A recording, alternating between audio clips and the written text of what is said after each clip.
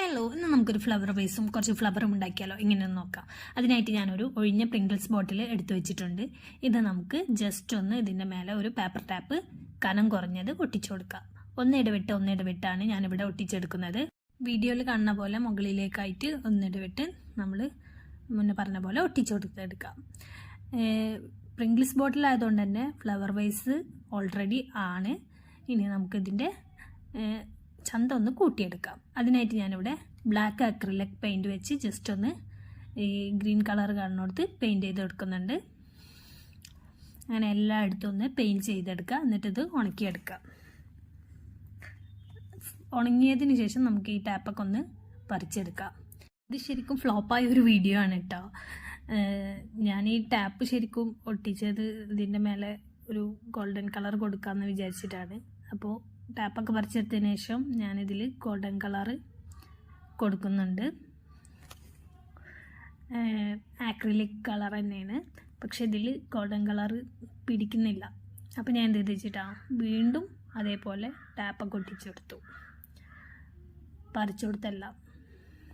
വളരെ സിമ്പിളായിട്ട് ചെയ്യാമെന്ന് വിചാരിച്ചിട്ടാണ് ഇതൊക്കെ ചെയ്യാൻ നോക്കിയത്. പക്ഷേ ചെയ്ത് വരുമ്പോൾ ഇത് കുറച്ച് ഇരട്ടിപ്പണിയായിട്ടാണ് തോന്നിയത്. അപ്പോൾ നമ്മൾ ടാപ്പ് ഒട്ടിച്ചതിൻ്റെ മേലെ വീണ്ടും ഗോൾഡൻ കളർ കൊടുത്തെടുക്കുന്നുണ്ട്. ഫസ്റ്റ് കോട്ടാണ് കൊടുക്കുന്നത്. എന്നിട്ട് ഇതൊന്ന് ഉണങ്ങിയതിന് ശേഷം രണ്ടാമത്തെ കോട്ടും ഇതിലേക്ക് അടിച്ചു കൊടുക്കുന്നുണ്ട്.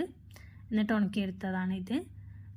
അപ്പോൾ നമ്മുടെ ഫ്ലവർ വൈസ് ഇവിടെ സുന്ദരനായിട്ടുണ്ട്. ഇനി നമുക്ക് ഇതിലേക്ക് കുറച്ച് ഫ്ലവർ വെച്ച് കൊടുക്കാം. ഫ്ലവർ ഉണ്ടാക്കുന്നതിന് വേണ്ടി ഒരു A4 സൈസിലുള്ള കളർ പേപ്പർ എടുക്കുക. എന്നിട്ട് അത് രണ്ടായി മടക്കി ഒരു സർക്കിളിൽ വെട്ടി കൊടുത്തെടുക്കുക.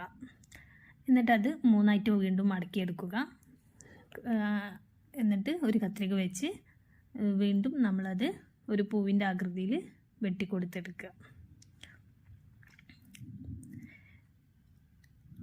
കറക്റ്റ് വെട്ടിയതിന് ശേഷം അത് നിവർത്തിയിട്ട് വീണ്ടും ഒന്നുകൂടെ സെൻറ്റർ ഒന്ന് കട്ട് ചെയ്ത് കൊടുക്കുന്നുണ്ട്. എന്നിട്ട് ഒരു ബ്രഷ് വെച്ച് ജസ്റ്റ് ഒന്ന് അടിയിൽ നിന്ന് മേലേക്കൊന്ന് ജസ്റ്റ് ഒന്ന് ഇങ്ങനെ തടവി കൊടുത്ത് എടുക്കുക. എന്നിട്ട് അത് മടക്കിയിട്ട് ഗ്ലൂ തേച്ച് ഒട്ടിച്ചു കൊടുക്കുക. വീണ്ടും ബ്രഷ് വെച്ച് അങ്ങനെ ചെയ്യുന്നുണ്ട്. എന്നിട്ട് സെൻറ്ററിൽ ഗ്ലൂ തേച്ച് ഒരു ബഡ്സ് വെച്ച് അതിൻ്റെ മേലെ ഒരു ബ്രഷ് പെന്ന് വെച്ച് കളർ കൊടുത്തെടുക്കുന്നുണ്ട്. അപ്പോൾ നമ്മുടെ ഫ്ലവർ ഇവിടെ റെഡി ആയിട്ടുണ്ട്. പൂവിൻ്റെ തണ്ട് ഉണ്ടാക്കുന്നതിന് വേണ്ടി 12x4 സെൻറ്റിമീറ്റർ അളവിൽ ഒരു ഗ്രീൻ കളർ പേപ്പർ എടുത്ത് ജസ്റ്റ് ഒന്ന് ഒരു സ്റ്റിക്ക് വെച്ച് മടക്കി കൊടുത്ത് തണ്ടുണ്ടാക്കിയെടുക്കുക.